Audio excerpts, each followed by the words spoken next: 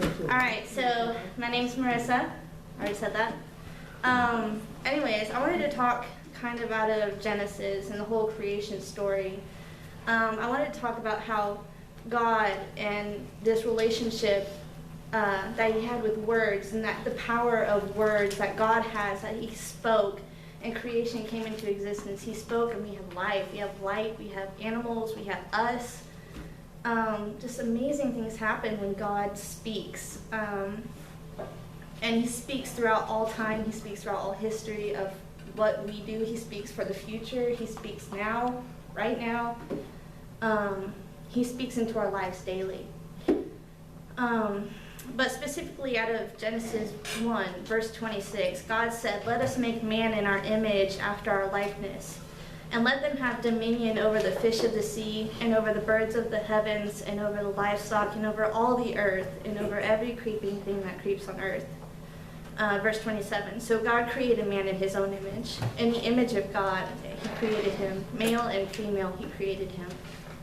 Like, I think that we don't take in the gravity of how much that means, that we are created in the image of God. We are created with speech. We are created with the ability to speak into existence things. We are created with the ability to speak life into matter, and to discover and to explore and create. We bear his likeness. The power of life and creativity flows abundantly through us with every breath that we take as we breathe in the Spirit. Like, sometimes I'll take a moment and just breathe in the Spirit of God. And I know that he's with us present, like, throughout every moment of every day, but sometimes, like, you just have to breathe in his Spirit so that it flows through you fluidly. Genesis 2, verse 19, now out of the ground the Lord God had formed every beast of the field and every bird of the heavens, and brought them to the man to see what he could call them. And whatever the man called every living creature, that was its name. So God gave us the ability to use our words, our speech, to make a difference in identity to those who receive it. So, like, we can tell someone how great they're doing, or we can, like, bust them up outside their head. Like, we all know those people who are, like, torn apart every day because someone's criticizing them. We also have the ability to lift them up and say, wow, like, I love what you did there. Like, that was amazing. And, like, that's so encouraging. We have the ability to call people beautiful, ugly. Like, we have the ability to breathe into identity, the identity that God gave to that person. We can affirm that in that person. So our words contain power and depth of holy privilege to encourage or tear down entities of creation. Sometimes we have to use our words to tear down something. Like, you know if something's going wrong, and you can call that out and be like, no, that's not how it is. You speak truth into that situation and tear down whatever the enemy has put up. So that's exactly what words are for. So our tongue, we have amazing power in our tongue. James 3, 7-9, for every kind of beast and bird, or reptile and sea creature can be tamed and has been tamed by man, but no human being can tame the tongue.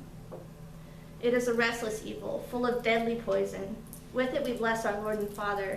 With it we curse people who are made in the likeness. So by ourselves, we can't control our tongue.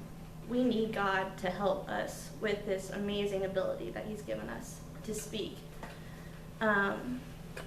It is Christ in our lives. He allows our tongues to be used and to create and to uplift his presence in our lives. His spirit in us is power and authority. They shift painful situations to heavenly stories. So we need to surrender everything that we do, our words, our actions to God, that would be uplifting and what he wants us to do. And that would have authority over the things that aren't supposed to be. God watches.